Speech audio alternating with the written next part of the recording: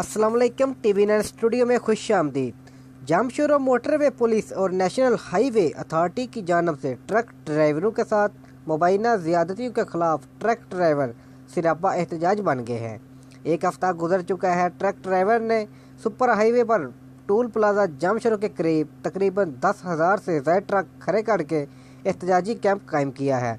मज़ीद शाहनवाज शाह अपनी इस रिपोर्ट में बताएंगे।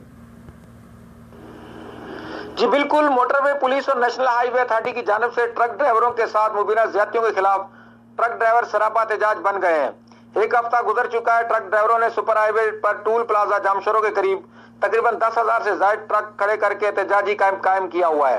बड़ी तादाद में ड्राइवर भी मौजूद हैं। मोटरवे और इंतजामिया के खिलाफ नारेबाजी करते हुए नजर आ रहे हैं।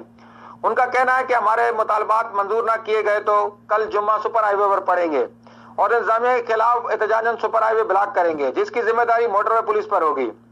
उनका मजीद कहना है कि मोटरवे पुलिस बिला जवाब तंग कर रही है और मुख्तलिफ मकामात पर जो गैर कानूनी कांटे नस्ब किए गए हैं उनके जरिए ड्राइवरों से भारी रकम वसूल की जाती है।